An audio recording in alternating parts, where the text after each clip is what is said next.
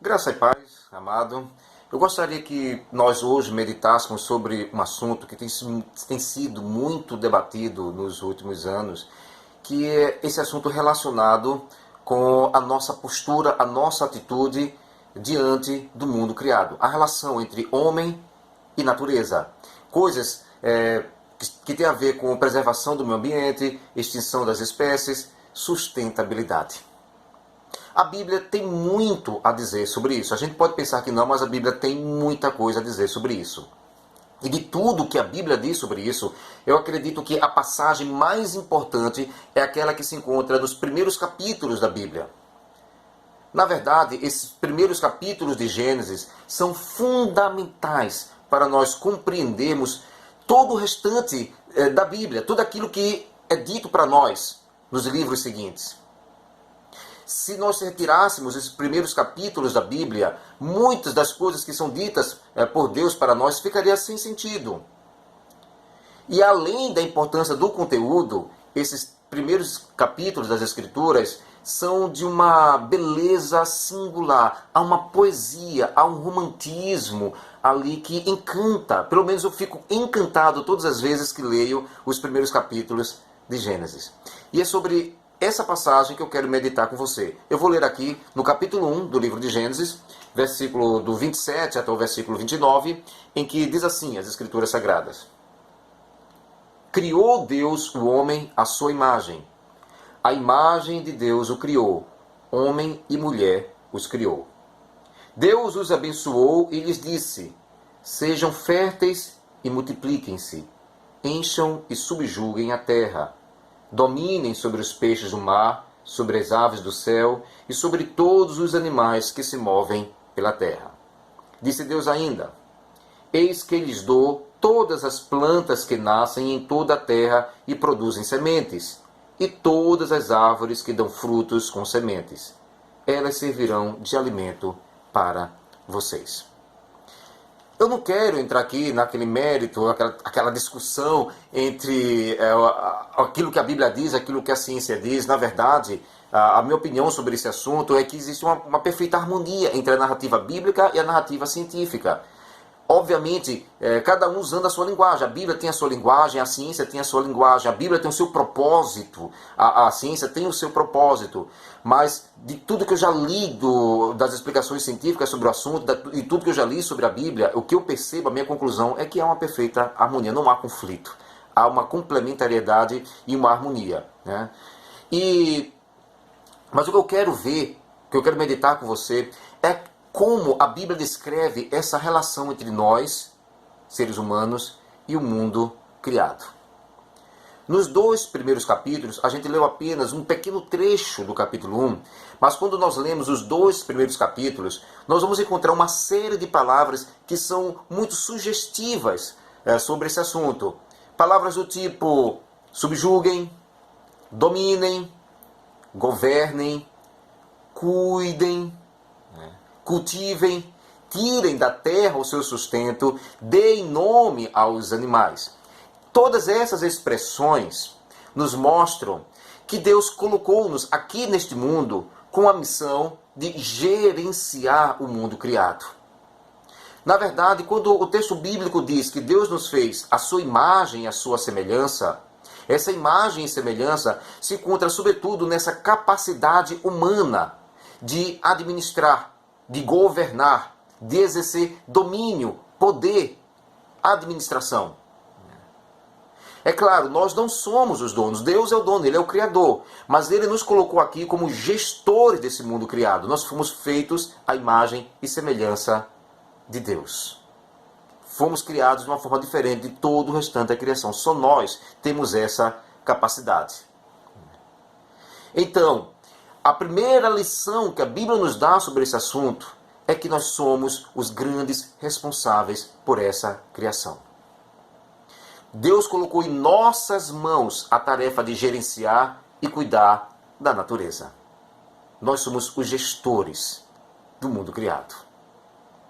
A segunda grande lição que o texto bíblico nos deixa e que está intimamente relacionado com essa primeira lição é de que se por um lado nós somos os responsáveis pelo mundo criado, nós também somos os principais culpados pela deterioração, pela degradação desse mundo criado. No capítulo 3 de Gênesis está ali a narrativa da queda do homem. E é interessante notar que quando o homem fracassa, quando o homem se rebela contra o seu Criador, quando o homem decide que não quer mais se sujeitar à vontade de Deus, que ele quer ser o próprio Deus da sua vida, né? Quando o ser humano rompe com o Criador, esse rompimento leva não apenas uma degradação da natureza humana, mas uma degradação de toda a natureza, do mundo criado. A palavra que Deus dá ali ao ser humano, no capítulo 3 de Gênesis, é: maldita é a terra por tua causa. A maldição, ela veio não apenas sobre nós, seres humanos, mas a maldição veio sobre toda a terra. Vai ser com o suor do seu rosto, vai ser com o sofrimento que você vai conseguir tirar da terra o seu sustento. Antes não era assim, não era para ser assim. Não é que o trabalho surgiu depois da queda, não. O trabalho surgiu desde que Deus criou o homem. Ele nos deu um trabalho para fazer, o trabalho de gerenciar, o trabalho de cuidar. Só que o trabalho não era para ser penoso, não era para ser doloroso.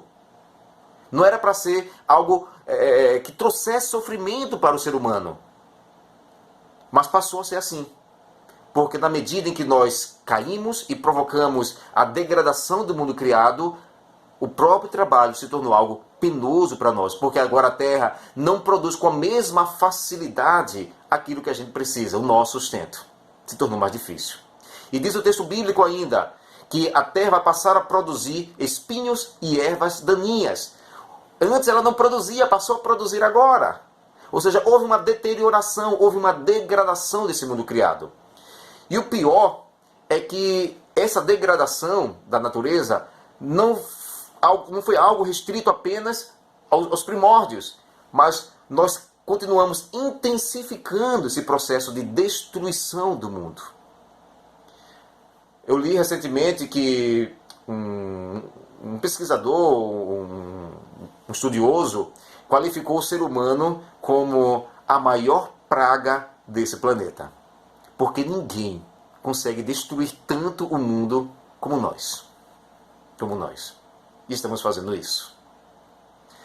Éramos e continuamos sendo os maiores destruidores desse planeta.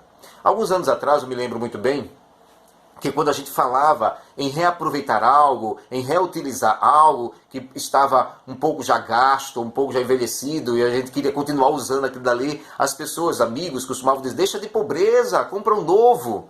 Né? E hoje estamos repensando isso. Hoje se fala muito mais em reutilizar, em reaproveitar, porque tem que ser por meio dessa reutilização que nós vamos preservar o mundo. Temos que pensar numa alternativa a esse consumismo desenfreado. Na verdade, nós precisamos pensar, inclusive, numa alternativa para a postura econômica. Porque sempre quando eu vejo alguém falar sobre progresso, sobre desenvolvimento de um país, sempre está associando o desenvolvimento ao consumismo. Ou seja, tem que consumir para gerar receita, tem que consumir para circular moeda, tem que consumir para ver prosperidade, para ver progresso. Será? Não tem outra alternativa? Será que é apenas pelo consumismo desenfreado que vamos fazer o país desenvolver? Que vamos conseguir viver bem? É um tiro no pé. Porque se nós consumirmos de maneira desenfreada, nós vamos provocar nossa própria destruição. E a terceira e última lição que a Bíblia nos dá é que Deus se importa com o mundo criado. Na verdade, a redenção, ela alcança não apenas o ser humano, não apenas a humanidade, mas a redenção em Cristo, ela alcança toda a criação. Quando Paulo fala na carta aos Romanos, ali pelo capítulo 8, ele diz que a terra geme, ela aguarda ansiosamente o momento da revelação gloriosa dos filhos de Deus. Porque no dia em que isso acontecer, ela também vai ser regenerada, ela também vai ser redimida. A redenção dos filhos de Deus vai implicar na redenção de todo o restante da criação. Quando João está ali nas suas visões no livro do Apocalipse, no finalzinho do livro, depois na consumação, né, de todas as coisas, no capítulo 21, João diz assim: eis que vejo novos céus e uma nova terra, porque o primeiro céu e a primeira terra passaram. Vejo novos céus e uma nova terra.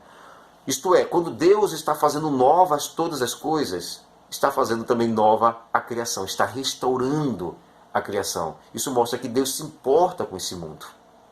Deus se importa com o meio ambiente, Deus se importa com a natureza. E se Ele se importa, devemos também nos importar. Devemos nos importar não só porque Deus se importa, mas porque Ele colocou em nossas mãos a capacidade de cuidar e o dever de cuidar do mundo que nos cerca. Tá? Então, que passemos a encarar como nossa missão, como nosso dever, como parte da nossa tarefa de sermos sal e luz neste mundo, cuidar deste mundo, sermos o exemplo nesse sentido. Vamos cuidar do mundo ao qual Deus nos presenteou, esse mundo maravilhoso que nós amamos tanto, que tem suas coisas ruins, é verdade, fruto da queda humana. Mas vamos cuidar desse mundo. E assim nós vamos estar cumprindo a missão que Deus colocou em nossas mãos. Que Deus nos abençoe. Que Deus nos dê discernimento e sabedoria para agir e nos fazer melhor do que nós somos hoje. Que Deus te abençoe.